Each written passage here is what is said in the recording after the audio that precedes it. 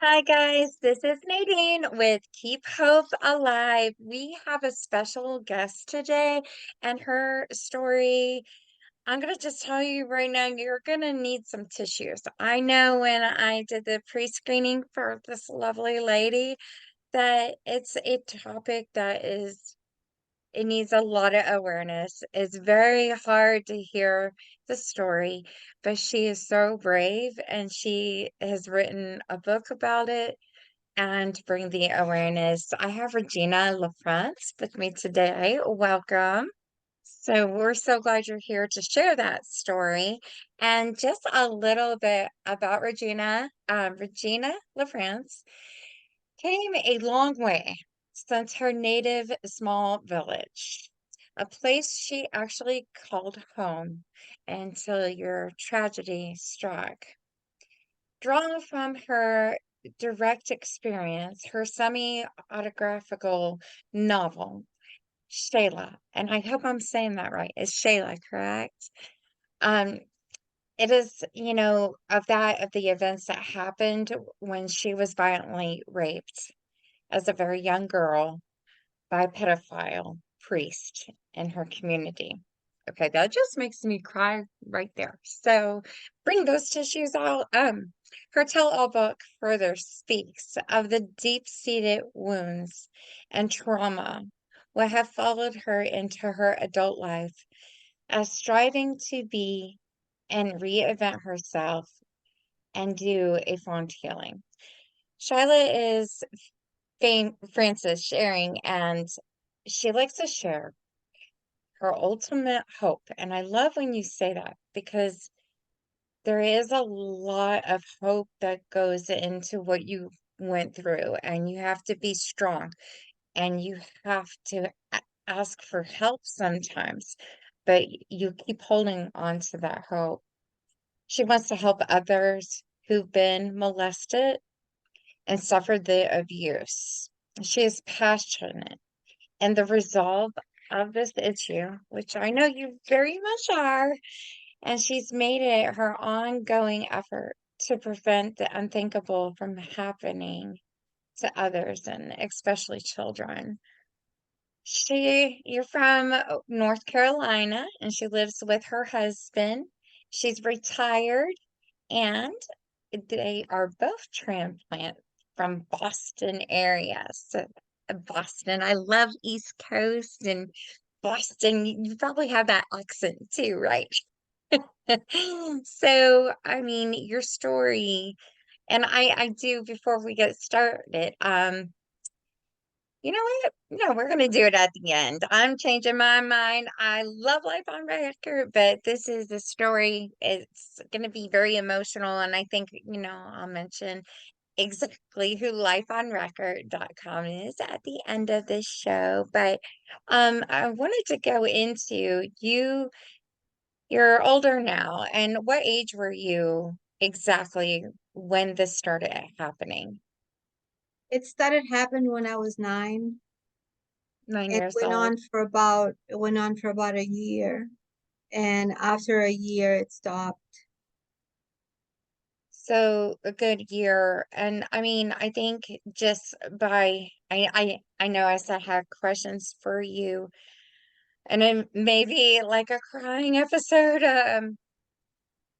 How did he come across to start doing this? And I think that's an important question because not too many people, if it is happening to them, what's happening? I mean, is it like a fear? Of course, it's a fear that you went through. Can you describe the first time it happened? What happened?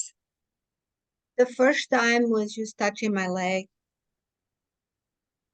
just my leg. I was sitting in the back seat of the car and he just reached over through between the two seats and he touched my leg and I didn't know what that was all about. I was the only one in the car and I pulled away a little bit and when I pulled away he would squeeze a little, just not to hurt, but just to let me know that I was not free to go. That's all it happened the first time. And then the second time, it was more like reaching up more towards the upper of the leg. And then after that, it was more like the inner thigh. And then a week later, when given the opportunity, it was more like touching me on the upper body in the breast area. I didn't have any breasts, but just squeezing the little breast or the little area there. And then it was more like taking my hand and putting my hand on him. And then after that it was more like taking my hand again and putting my hand inside the pants. So it was gradual to the point where a year later was the ultimate most horrible thing that could happen. Yeah, I can imagine. How old was this priest? At the time, if I can remember correctly, he was probably, I would say, in his 40s. 40-year-old. Probably That's, probably late 40s. yeah. And it's just a sickness, and I don't know why this has to happen to girls. And I mean, it goes both ways, but still, like, I've heard so many stories about different things. And, I know, of course, somebody who is also a victim, and it hurts to hear their story and how long this does carry on with you the rest of your life. Yes. So, when this was happening, was it always in the same place, or was it at a church, or was he trying to get over to your house, your parents' house? It was always at the same place. I was part of the choir, and we would go to choir practice in the evening.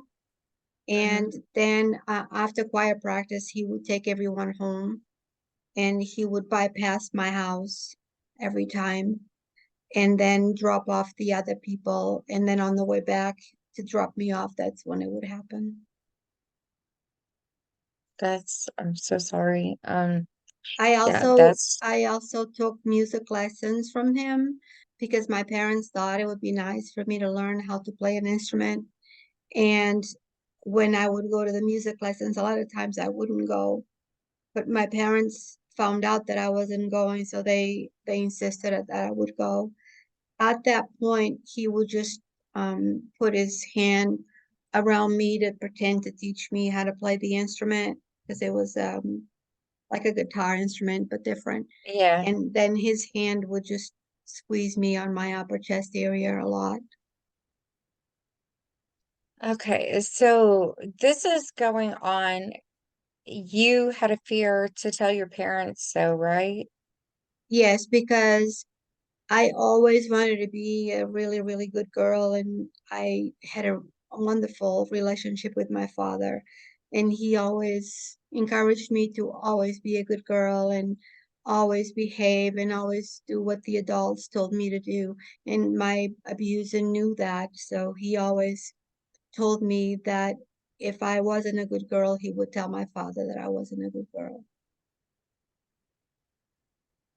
Oh my And gosh. being a good girl So that meaning makes it do harder.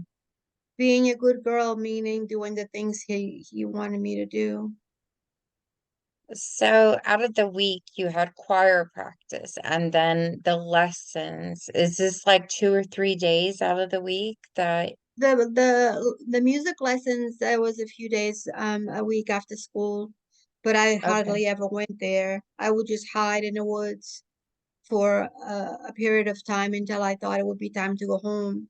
So I never really went, but the choir practice, it was once a week. Did you ever try to open up and tell anybody else, like a friend, at Not choir at that time, practice? not at that No. time, because I was afraid and later on in life, being older and knowing things, I knew that he had done this to other people. He had, when he was a young priest in a different village, he actually, people talked about it and people said this. They still say this, that he actually fathered a child to a woman there in that village, and he was moved to our village at that time. This was back in the 60s. And then Yeah. for me, he had a girl that lived near the church that he um, had her as his mistress or something like that for a number of years. And then when she moved to go to the States, to move to the States, um, she warned me not to be alone with him, but I was too small and too young to even understand that. But later on in life, in 2016, I believe, she and Hmm. I reunited in the United States. And she was older than That's I. She's going to be her and my story will be in my book.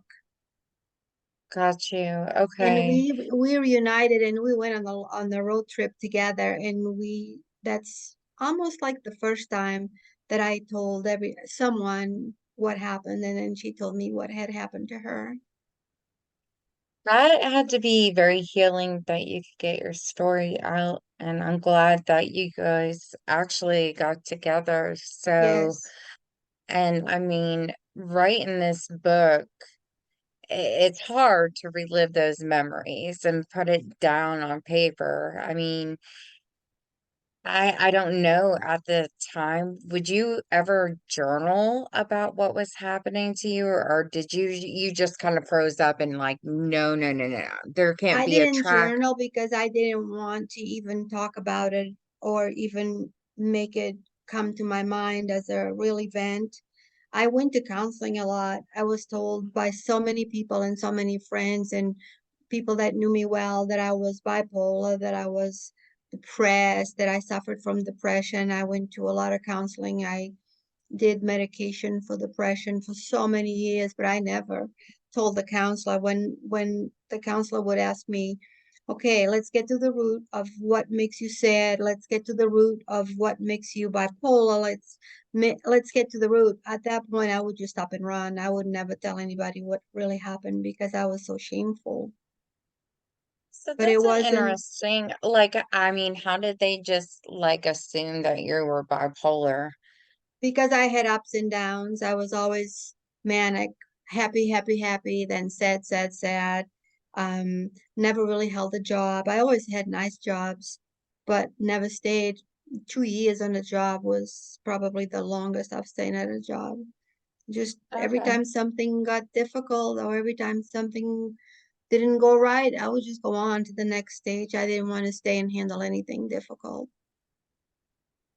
I am starting to see where that could be an issue now. Thank Right. you. You're bringing And awareness to a lot of people because, right. the person I know, they switch jobs, and if something goes bad, That's it's like, right. I'm out, I'm gone. Gone. So, And yeah, and I call it running red lights and leaving accidents behind and not caring about who's hurt during that accident. You just move on and then you pretend it never happened.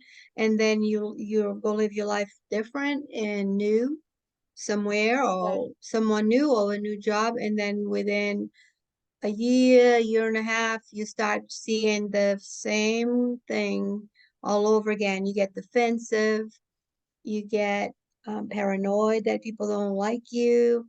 And then when you think, well, for me, actually, when I used to think, oh, they don't like me anyway, so I'm just going to do what I want.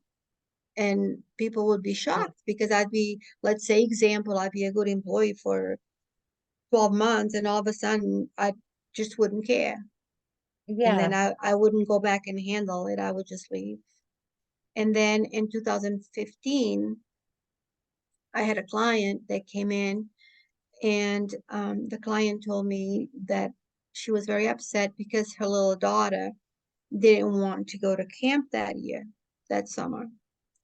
And I said, well, did you ask her why she didn't want to go to camp? She said, I have asked her. And she just said, Mommy, please don't make me go. I don't want to go. And when she said that, I red immediately flag. went into shock.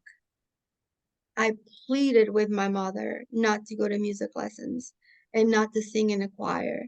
And she thought I was so smart and a valuable asset to the church. And she really wanted to be proud to see me play an instrument, and she loved it when Yeah. I sang in the church. But that night that my client told me her little daughter didn't want to go to music camp, I went home that night and I started writing about why I didn't want to go to music lessons. And Yeah. that's when I called my best friend, and all this is in the book. It's Yeah. a good read. I called my best friend and I still didn't tell her, but I told her that I knew a little girl that had been hurt back in the island, and Yeah. that I thought that little girl was dead. And but that little girl was still alive, and I had just found out she was still alive. It was almost like I found myself still alive. I had put that behind me. But and it was then that I realized that I needed to reach deep inside. And I Yes. evaluated every 10 years of my life. So I looked at every job, every relationship I've had. I looked at everything, every place I lived. I Mm-hmm. looked at everything. And then I wrote it all down. And then I looked and looked and looked. It was all me. It Oh, was wow. all me. I had really good jobs. I had really good people in my life. One thing that I've been able to keep this whole time since I moved to the United States, girlfriends. My girlfriends and I am a solid and they are solid to me. I have all the Right. friends that I made when I moved here in 1981. Okay. Girlfriends, the ones that matter, the ones that I've had Yeah. my friends, but relationship with men, jobs, places to live. Every time things get tough, I'm out. And Wow. I started Yeah. evaluating all that and I said, wow, that was me all along. It was me. I couldn't handle criticism. I couldn't handle anything, take everything personal, get very defensive. Yes. Yes. And Okay. I now talk to all my friends because I still Mm-hmm. have them all. And they all say the same thing. We knew there was something. We just didn't know what it was. And now they look back and they say, yep, I remember when you did that. Yep, I remember when you did that. I've lived probably with every single one of them at some point in my life. Yeah. They are my foundation. I have friends that go back from the time I moved here to the United States in 81. And Mm-hmm. it's a wonderful thing to have look back and have friends for 35 years, 37 That's a years. good thing. That is really Yes, good. So you have your circle network of friends and you can talk about this and have those deep conversations. And truly that's what's going to help, day by day with the healing process. Because I know when you're a rape victim, it doesn't go away, unfortunately. It will track you. And that's then right. I think with the work, going to work, there can be, I call them triggers that, Yes, oh my gosh, this happened. This is, it's almost like deja vu, or they get worried about somebody else. Also, I saw another trait like, well, that person did wrong and I want to call them. So it's like you couldn't do it before, but you're going to try to do what you can now, to be heard and get that out. Now, I know we were talking, when your parents ended up passing, he made you do something very difficult that you talk about in the book. I wanted you to kind of talk about that. Let's go through that healing too with our listeners. so before my mom passed away, I was able to make peace with her. I never really told her about this incident or about my life during that time, but I did make peace with her. I visit her a lot. She visit me, and we were good. We loved each other, and it was wonderful. My father, on the other hand, I never really made peace with him because when I was a teenager, I rebelled against him. I rebelled against everybody. And I just didn't obey the rules. And I didn't really have, not that I did anything bad, but I didn't come home when he said to come home. Oh, I wouldn't sit at the table. I wouldn't pray with him. I definitely didn't want to go to church. And my father was very, very hurt and very upset with me for what he said having turned out to be that way. And in other words, I was no longer his good girl. And I had a wonderful childhood growing up with him. I always liked being outside, and he was a farmer, so I was always outside with him. Aw, the So, good old, yes, country air and nature, yes, that's always out yes, there. Good memories then. yes, very. And I'll go back to what you asked me, but now that I've done all this research to find out how can I become the person that I was intended to be, Mm-hmm. and now being 60 years old, it's almost like I do all the things that I did between 6 and 9. Plant flowers, cook, because I was a Yeah. young child, but I always cooked with my mom. And I always like to pick flowers for her table. So I always like to do them now. Love. I love just about anything and everything and everybody. I'm easygoing, I'm calm and humble, just like my father taught me to be. So Yes. I'm sorry for me that for 50 years I didn't Mhm. allow that child to live. I was harsh and I was raw for 50 years. But Yeah. now that, like, I did all that research, so I wrote a letter to my father, and it's a spiritual letter. In that letter, I tell him that I am terribly sorry that I hurt him when I was a teenager by not being his good girl. Ladybug was my nickname. Oh, Not being his ladybug. ladybug, not to grow up that way. But I said, well, Father, please understand the reasons are because. And then Mm-hmm. I went down the list, the things that happened to me during that time. And then I, Mm-hmm. in the letter, that I remember everything that he taught me. I remember how to cultivate vegetables, how to care for the land, and I am the person that I was intended to be back then.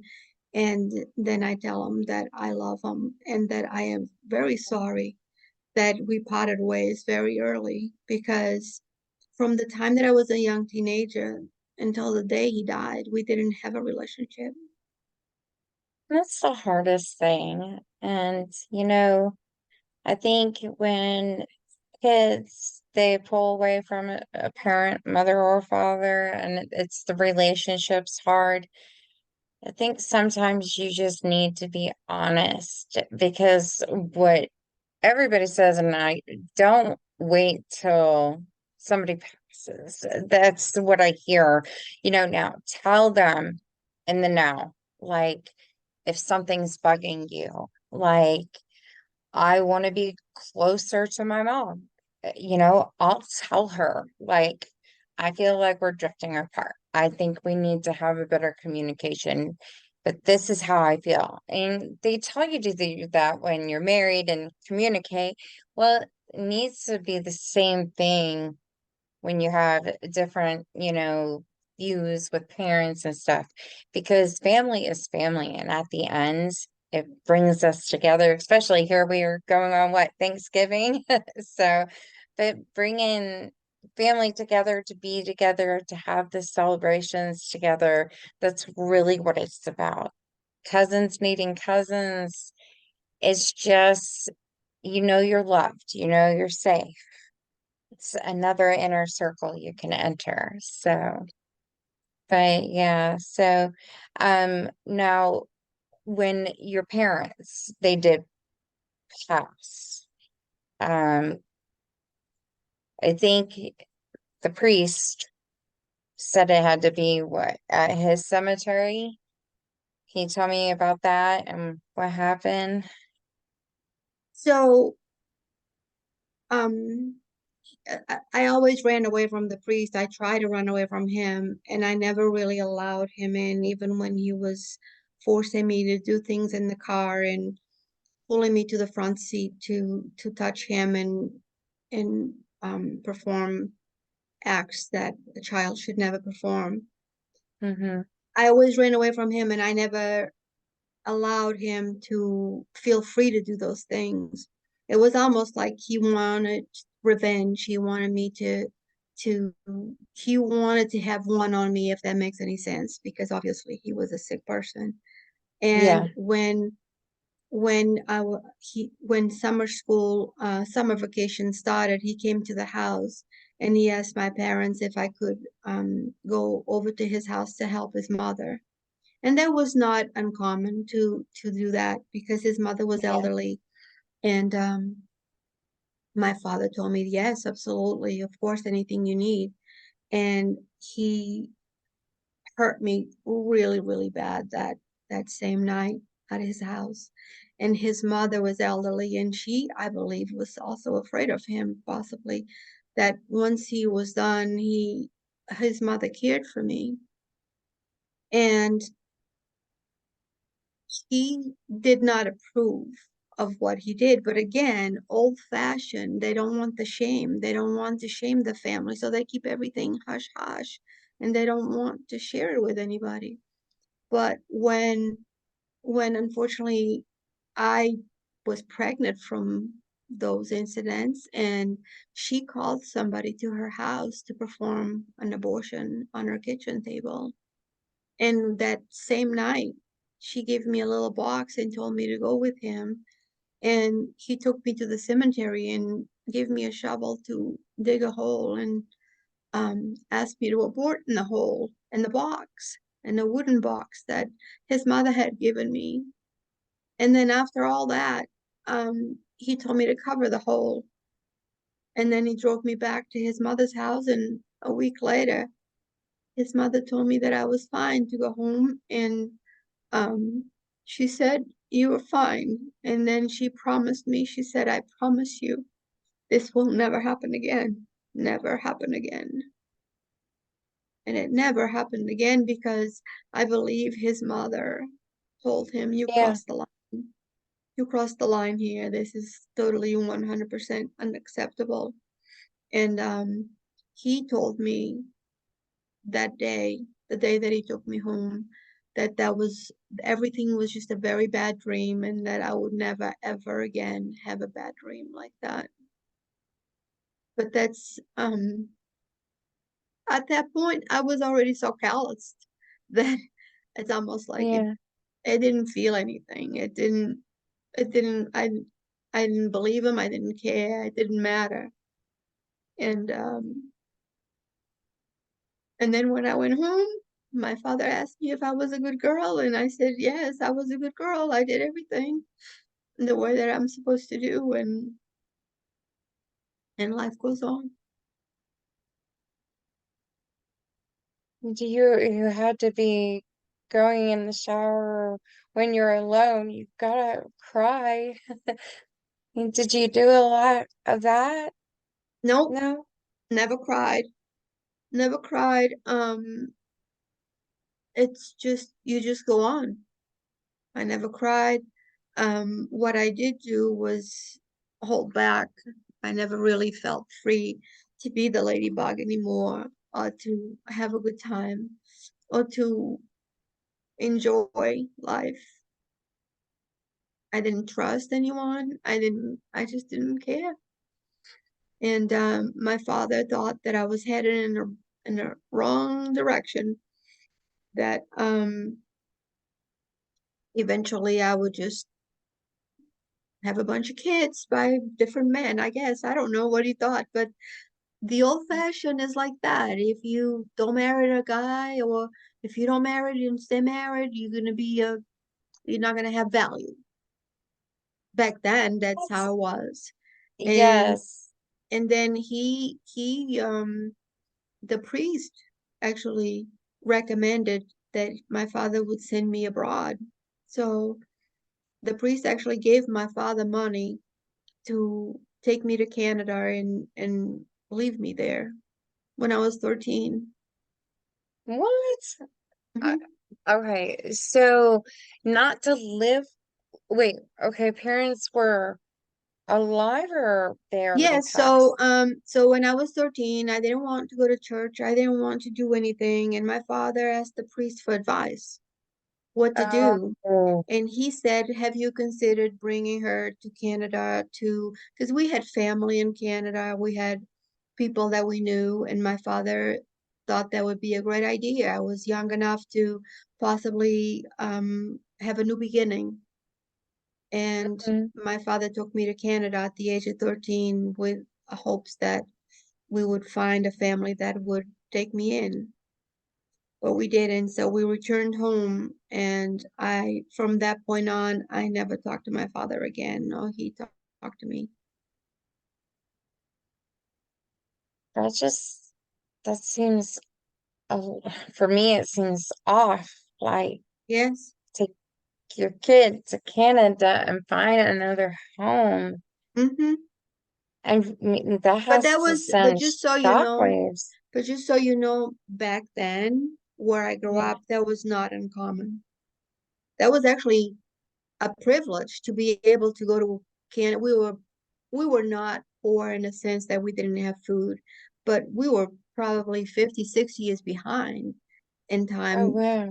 from the United States and Canada. So if you had an opportunity to go live in Canada at a young age, that was a golden Yeah. opportunity. That was not uncommon. Wow. So Wow. my father really wanted to give me that opportunity, but it didn't happen, and we went back home. And later on, when I was 18, I moved to the United States on my own. And a few years later, my father took ill, probably like, I don't know, 4 or 5 years later. And I went home to visit him because he was ill, and he did not acknowledge me at all. So Oh boy. I knew um, that he had just taken me off his life. His Do you think he knew what was going on? No, No. no, he just thought that I became a wildflower. I didn't want to obey him or go to church anymore, or be that good girl that he wanted me to be. My sister, on the other hand, was always a good girl, and she, as far as I know, as far as I know, nothing ever happened to her, and I was just so glad that nothing happened to her. She was the good girl. She was the one that always obeyed my parents, and when my father passed away, he left everything he had to her. Oh wow. Oh wow. And you know what? I always say when they pass over, they really get to learn about what happened. And it'll shock them. But you know what? You are a good girl. Yes, You're always going to be daddy's girl too, because yes, I don't think pushing aside somebody like that is even possible. Like if a parent is upset still, they can still say, I love you. But I started to wonder, like, even though if a parent says, I love you, if it's been too much, it's like your heart transforms, like, I'm used to you, maybe not, loving me, or I feel like a black sheep, or like because this happened. And it's hard, it's hurtful to get over, but I hope now, like, you got some closure. You're now married, you're doing things. I know you're educating because this is very important. Like, if there is somebody who even is watching this right now and they know this is happening, what is the best way to come forward faster? so for me, and in my opinion, I am not a trained professional to advise anyone about what they should or should not do. But for me, what has helped me was have a talk to myself, look in the Yeah. mirror and tell self, Yeah. you are responsible for everything that you've done from the time, let's say you were 20 to now. Mm-hmm.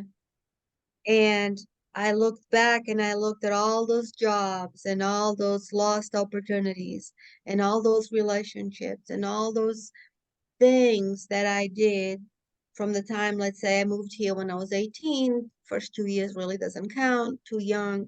But then let's say 2025 through, you Mm-hmm. are responsible. You have to look at that victim mentality and learn what you can do to retire that victim badge. When you retire that victim badge, you put it away, just like retiring a fire engine or retiring a soldier. You are no Mm-hmm. longer able to participate in activities. So, what you were saying about the triggers, they will always live there.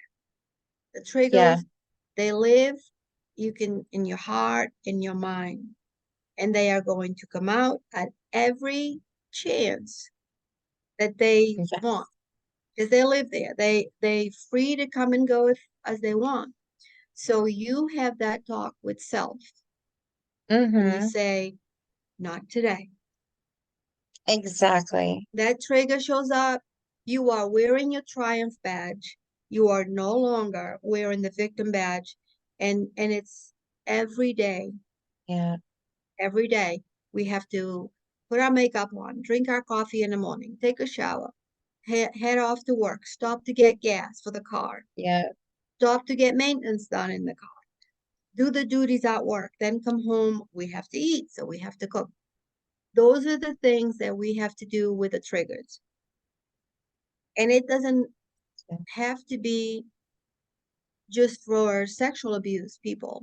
It could be for mental abuse, it could be for physical abuse, emotional abuse. Those triggers live there. Yeah. And the way So, that I handle them now, I do not welcome them. I don't mind if they show up because I recognize them. They're part of yes. me. I know what they are. And Yes. no one, because maybe because I never opened up to anyone, or maybe when I was growing up during the 70s and 80s, no Mm-hmm. one ever told me about triggers. So I don't know. But now that I'm aware, they are not welcome. Yeah. And I write down my positive affirmations all the time. I read Good. my positive affirmations. I read positive quotes all the Yeah. time. And if I get up one day and I'm not feeling it Yeah. because they live there, it's in your being, I do things that are positive and I look in the mirror and I say, you are being targeted today for whatever. I don't know. Maybe it's raining and it reminds Mm-hmm. you of, I don't know, maybe seasonal depression, maybe something. Yeah. And I have to have the talk. Gotcha. Yeah. And but So I it's do it. building you up, and it's like, when I've taught about how to get out of abusive families and stuff, you got your red flags, you got the green flags, but you got like what they call flying monkeys and gaslighting and stuff. But you Yes, have to put up your boundaries, your borders, to learn this that's stuff right. that can hurt you and don't let it in.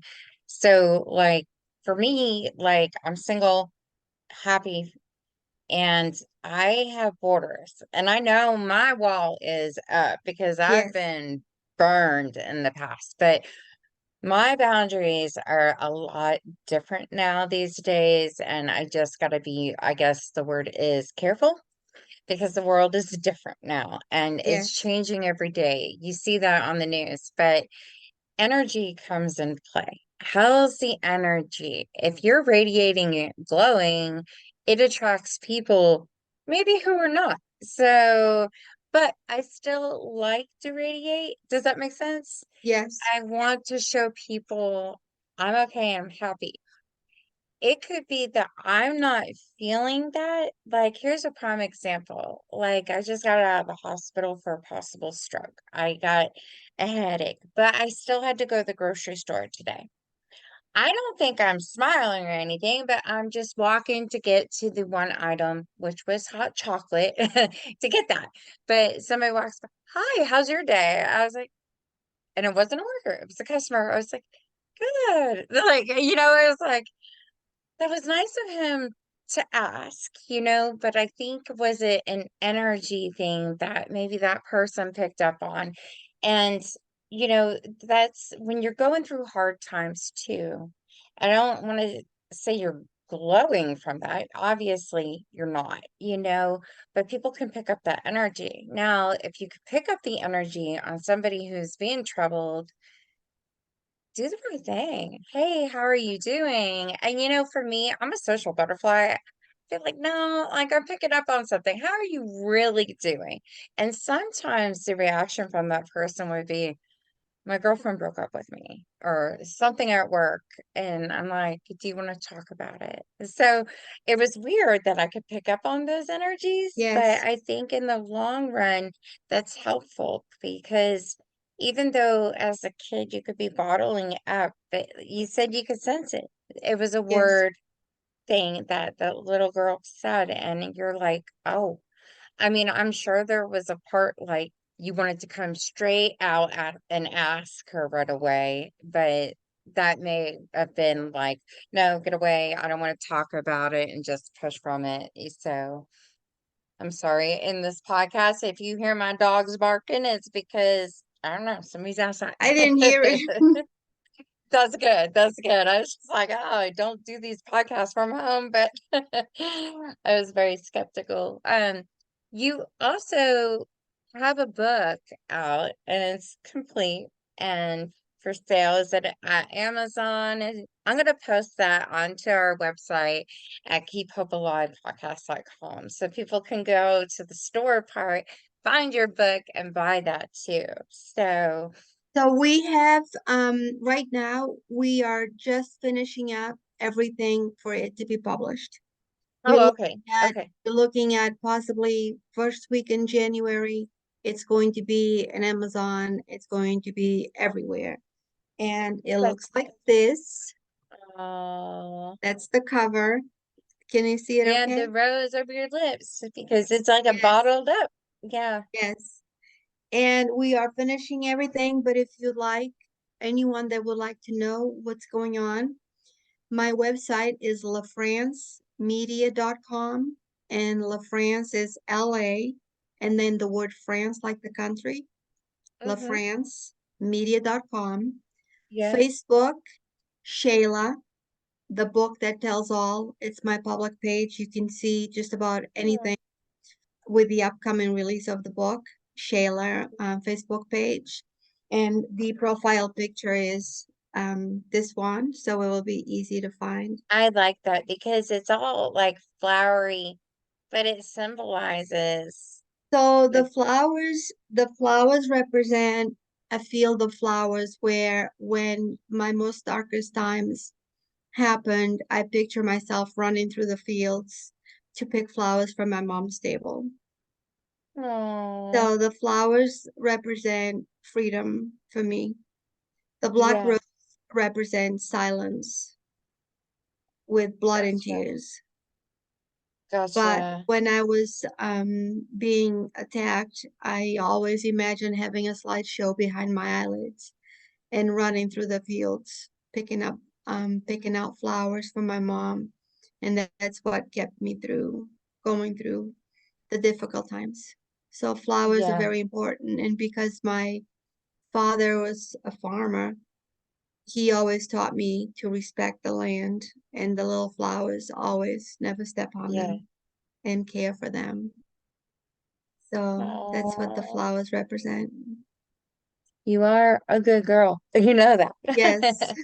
You're helping the world and yes. bringing hope too. You So, can always find also the what we have going on in Instagram, Shayla the book. okay, good, good, But good. basically And lafrancemedia.com, you'll be able to order the book. and Yay. everything. We have a press release, we have gallery, we have the also Yeah. the book trailer that we made. It's for a movie, but Oh. it's a book. We made it that way because I'd like to make a Shayla movie someday. Keep So that up. And you know what? You're going to achieve those goals. And you know yes, what? Even if it's not for, well, it could be, I see it as a lifetime movie. Like, yes. that would be very good. And they should pick you up right now And and get this on. before I go, I would just like to leave this for everyone that is listening or that will listen. If a child cries out that they don't want to go to somewhere, if the child cries out that they don't like someone, you must pay attention Yes. because children love to do things and they love to go places and they don't measure danger, really. If someone is kind to them and shows them love, they don't know any different. But if a child doesn't want to go near a person or doesn't want to be left somewhere, whether it's daycare or family or whatever it may be, you need to find out because that child is not going to talk. They don't have Yeah. communication skills, but they will always show signs of stress. Yeah. Yeah. And definitely that is, learning with my friend, that she went through it too. I know my kiddo, I'll ask my son and be like, hey, how was your day? Is there anything that you want to open up and tell me or talk about? I'm here. You can tell me anything. I would never get mad at you for anything. There's times he's opened up and said, well, this and this, and it's something we will work on together. But I think, and I know you're right, the more we pay attention to what words our children are saying, you've got to be right there for them. You've got to watch on them more closely. Today, especially in social media area, yeah, it's getting a lot worse. So always be there. And if you can't get through to them, and if you think there's something that might be going on, do a routine counseling fund check for family. Let's work on you. Let's work on them getting to know themselves. So, for me, my story, my son surprised me. We would go to church, but we don't go like all the time. But he was like, Mom, I want to serve. And I was like, okay. And my eyes were wide open. And what he's doing is he's memorizing at age 11 scripture passages. And he goes, I want to be a children's miniature, can't talk, minister when he gets older, after he retires from pro football, he says. But he wants to teach kids to, know God and they can open up and people can say anything. I was like, oh, Yes, that's my son. That's good. But there's so many ways of doing that, whether you go to church or not, you could do it just like this, a podcast. We're coming at you saying, this is what happened. This is the true story. We want you to hear it. We want people who are listening to feel free. Keep Hope has a phone number too. So definitely, if you ever wanted to call and had a story you wanted to share or ask questions, you can call 833-780-HOPE, which is very helpful. Also, if it gets too bad in life, I know in Texas, we have a phone number that is for depression, anxiety, and suicidal thoughts, but you can call 988. Even if you don't think you're going to harm yourself, they don't judge. They listen. Just say, hey, I'm calling, but I'm not going to hurt myself. I want to talk about this. They will be the open ears to hear you. So, but always bottling up. let it loose. The sooner you do let it loose, the quicker you can heal, bring attention. And you know what? I know it's hard, but get them in trouble. Get them in front of the law. I hate, no, I don't hate saying that. Get them in front of the law. You got to have that strength and be strong. But, you know, it's hard. We get it. We understand it. And I think, and I know that it was hard for you to actually come. And so I'm happy that you're on our podcast. I'm glad you found us. And, you Yes, and know, one other thing I wanted to say, yeah, even if you are a victim and you have them in front of the law and they are away, you still have to heal from your scars. yes, you And do. you still have to forgive yourself for having allowed yourself to think that maybe you were not worthy of a better life or whatnot. We Mm-hmm. cannot decide who's going to be the abuser. If they're Yeah, around, if they catch you, they don't care who they catch as long as they catch someone to abuse. It's not your fault. yeah. It's not your fault, especially if you're minor. Mm-hmm. And you have to forgive yourself for having Yeah. thought that of yourself possibly. And once you forgive yourself and you start loving yourself from a good place, Mm-hmm. then in your healing. Because that abuser can go to jail or can actually die. If you don't love yourself and forgive yourself for, like with me, I sabotage myself a lot, just not Mm-hmm. caring for me. I would care for other people, but I wouldn't care for me. Yeah. I do want to ask you one more question because I know the priest did die. Yes. And was that a sense of relief or freedom or how was it for you? What was the emotion take on that? At the time, I didn't feel anything because I had already told myself that he didn't mean anything to me. Yeah. But I hurt for me that I kept that secret. And once I started talking about it and I started writing about it, I began to let out that release of stress and the pain that I was feeling because I taught myself and I learned that it wasn't my fault. That's And the most important. once I accepted that and once I learned that it was all on him, he's the one that acted badly, that's when I let it all go. Oh, wow. And when I wrote the letter to my father, I also wrote a letter to him. And I told him that I will never understand why he did what he did, but I'm not here to judge him. I'm here to free myself. And Mm-hmm. I will never forget. And on that letter, I wrote, the scar on my face to this day is a reminder that I will never forget.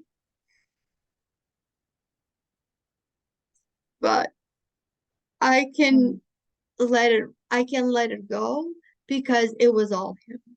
It wasn't anything that I did. And I'm so glad that I discovered that it wasn't anything that I did. Therefore, I'm not gonna hurt over it because even though I forget, I really release him. I release him for being a burden in my life because he Or doesn't taking deserve. up time or energy too, That's right.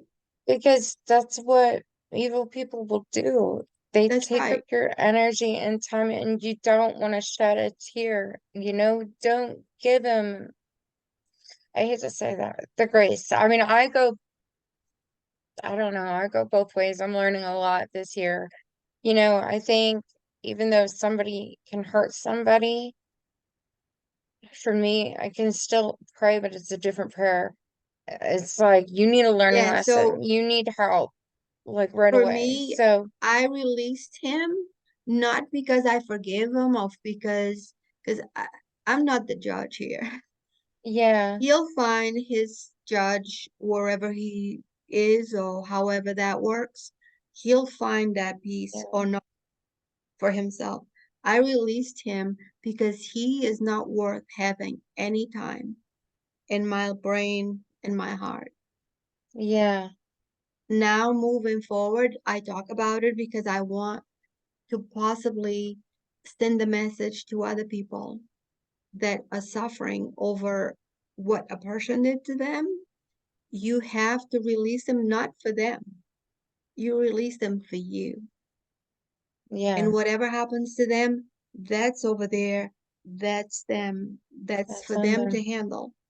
Yeah. And he does not have any power at all over me. And when I did that, everything changed my life. My marriage, my relationships with my sisters, my family, even customer service. I used to get so heated if I didn't get my way on the phone with the phone company or whoever. And now, then if someone doesn't do their job, if someone is angry, nothing I can do because it's not Customer me. service has changed, so it's so funny. I had a call before doing the podcast today, and it sounded like a robot on the phone, and it was like, did you miss the call? I was like, no, did you miss it? Like, I was like, what kind of question is that? It wasn't even a person to me because I kept asking. And it was like, do you remember what we talked about? And I was like, what do you remember? I said on the phone, do you think I'm stupid? I just didn't care. I was like, what does this robot want? And they were like, let's talk here about your health. Do you chew tobacco? And I was just like, every day I can't stop. I got a tobacco problem. And they hung up on me. But you know what? It's like, why are you calling? And it sounds robot-y. And why are you asking me stupid questions that Yes, hey, I didn't sign up to look for health insurance. I just got health insurance. And why are you asking if I chew tobacco? So, that's funny. One yeah, other thing too, and I don't know how much more yeah, time we have, but I think this is important. So when you read my book, there's a yeah. chapter that is very raw. There's a Okay. chapter, this is the book that tells all. Everything is spelled out, everything is written on that book. And I read my book a couple of months ago when it was all done and everything. Yeah, And I decided that I wanted to soften up that chapter a little bit. yeah, And I was advised to leave it just the way it is because, yeah. and I said, well, but I find it to be a little harsh. And they said, you were raw when you wrote that. We're Your gonna, first take at it is always the best. If you soften it yes, up, it's not telling the exact story or you're trying to sugarcoat it. That's the word I'm looking for. right. But So I now, agree. Keep it but I'm raw. glad that now I can look back and say, just 2.5 years ago, I was still so raw and Yeah, harsh. And yeah, you'll see it in the book. It's just, yeah, but I'm so glad that I still kind of feel bad that there, a few pages that are a little rough, but they told me you were raw and that's I advise you to leave it that way. And I said, yeah, okay, because I'm more humble now. I'm more humble and more docile now that I was yeah. all through this.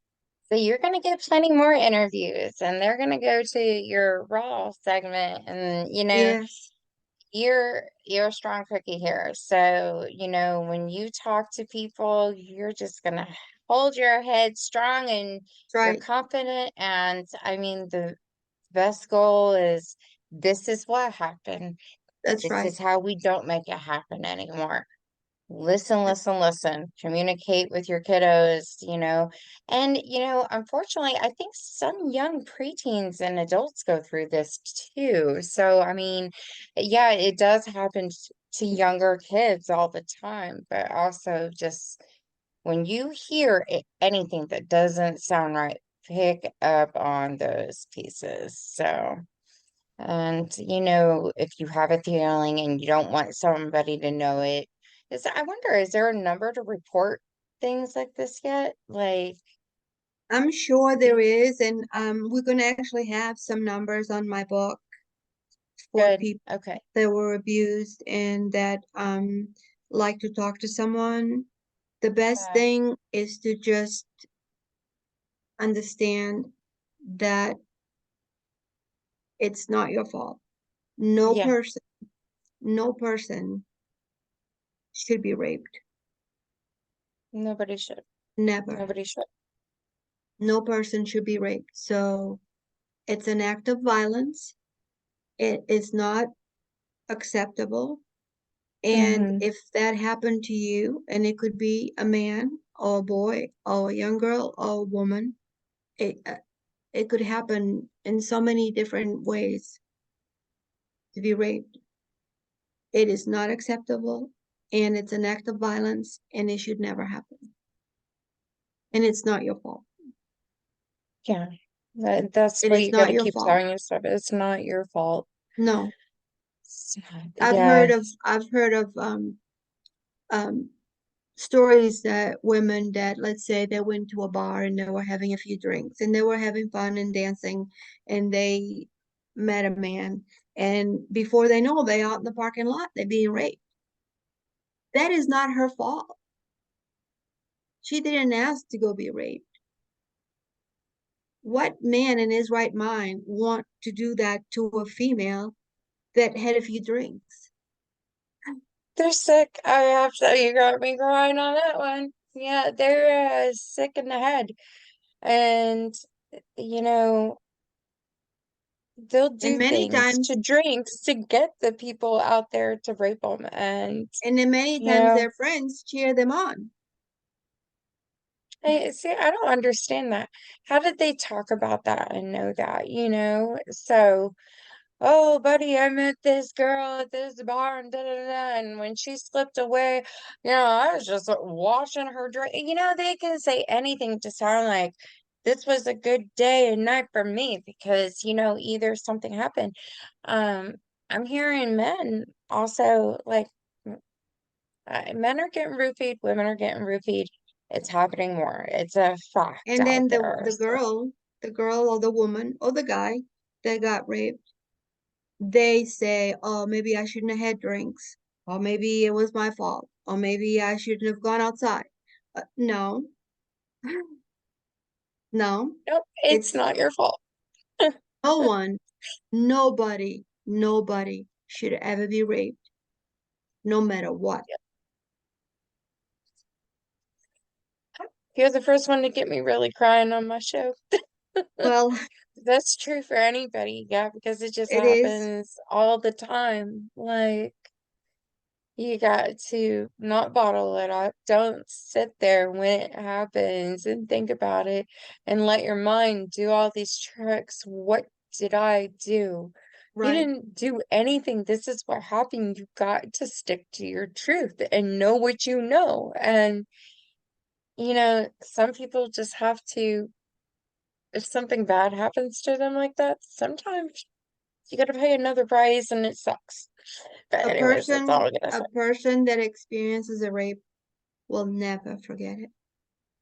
I know, I know, I It's a know. violation. It's a violation that will never be forgotten. And it makes dating again super hard. I love that you were able to find love and love. And I know my friend found love, but I know it's a challenge. Very protective on every little thing, but I feel like having that settlement and that person by you is very comforting and pleasing, and knowing that they got your back. You can have a hard time and you need to talk about it, and they're going to listen and be there for you. So it's something that does continue. And with your book, and I know you're going to get more public speakings. I want to be there. I'm a photographer. I want to be your photographer too. Let's do it. So, I yeah, would like let's, to definitely, I would absolutely love to do speaking engagements and go and speak with women and men, whoever wants to come to hear it from me. And yes. And, you, today's world is what podcasts, and they're coming out, and you get to share your message. So, I'm going to definitely recommend you as a guest yes, speaker, definitely all the time, because your anyone, message is so powerful. anyone that could hear me right now needs to know this. If you're an intelligent person and you have a brain to understand things, if you can read, you can do this. Talk to yourself and tell yourself that you're smart and you have the knowledge to not allow negative thoughts to come into your mind and not allow guilt and shame to step in. Because if you allow it, you are going to be sad and your life is not going to be one that you deserve. Yeah. So, but you have to have the talk. You Yeah. have to look in the mirror and say, self, I am intelligent. I know white Yeah. from black, black from Mhm. white. The sky is blue, the trees are green. I know that. Yeah. So because I have a brain, I know that. Yeah. I need to tell myself that it wasn't my fault. I have the Yeah. power to retire my victim badge. I have the knowledge now to understand triggers and what happened on that day or what happened in the last few years. I now have the knowledge to not allow it. Yeah. And don't allow it. Don't let those bad vibes hit you, because that I is have just gonna stir you in trouble. I have so many books that I Mm-hmm. write in, and I write my positive thoughts. I write nice quotes, and every day I write I am excellence Yeah. because I need to tell myself that so the negativity doesn't is not welcome. Yeah, definitely. Now, with your book, I'm gonna bring this up because I have it right next to me. So I was at the gas station for my son's football, and I had to get some gas. Things were going hard. But right on top of the pump, I saw a book just hanging out, just there, wait, there it is, like this. And I went to grab it, and I was like, oh, it's a Bible. Let me put it back up. Somebody left it there. I went inside and I went to the bathroom, came back out, and something goes, wait a minute. Why would somebody just leave a big thick Bible there? So when I pulled it down, it had two verses, Romans 12:12 and Psalm 91. And it made me open the first page. And they wrote this message. And, it's little things like that. Even if you have a free book to give out, hearing this message, it's like, I don't know where this Bible is going to land or who it's going to be with, but I made a TikTok video really quick and put it on my TikTok. I got to land it with me. And, Right. I probably needed to see that. And I keep it right next to my bed now. And I'm like, okay, yes. Or when I did have the stroke-like symptoms, that was the first thing I actually grabbed. It wasn't my teddy bear or anything. I just grabbed onto that and I'm like, please make the pain go away. Please, please, please. Something's really wrong. And I'm a stubborn person. I was like, I don't want to get out of bed and go. I'm tired of going to the hospital, but I had to go and I was there for a day and a half, or, almost 2 days, but it's those little things that when you leave a book for somebody, it means something very special. So, when you have your book signings and everything, I want you to be able to come. Nadine, we have a book signing. I'm going to put it on your Facebook page. Let's promote it. Yes, I will do that. I will even get it on Yes, our website and everything. So, yes, really quick, I got to change subjects here. Talking about promoting, I got to thank our sponsors, but you know, weddings, different events and stuff that people go to, usually they'll go in, they'll see a guest book, right? At these events, and they will sign it to say they were actually there and everything. Have you heard of lifeonrecord.com yet? I haven't. Never. Okay.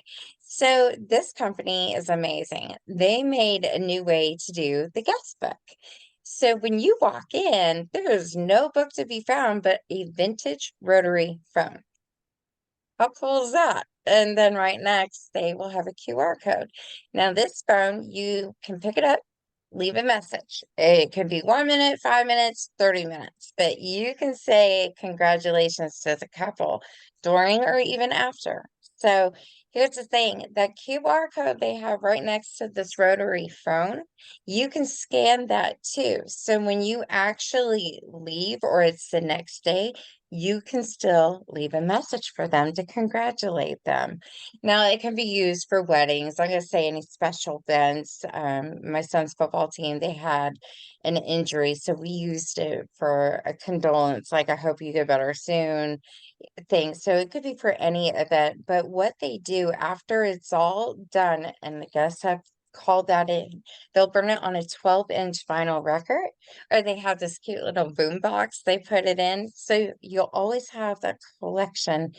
And I'm going to say a collection of voices that means something to you to reflect on and go back to. So, but their plans start at $99, which is amazing. And you get that phone number for 1 year. So you Wow. can call whenever. Yeah, I mean, even if it's a couple days before the first year anniversary, you can leave a message. Hey, isn't this your 1 year? We had so much fun, celebrating with you guys. Yay for 1 year. But yeah, you can find them on www.lifeonrecord.com. Also with our show. We have other sponsors as well.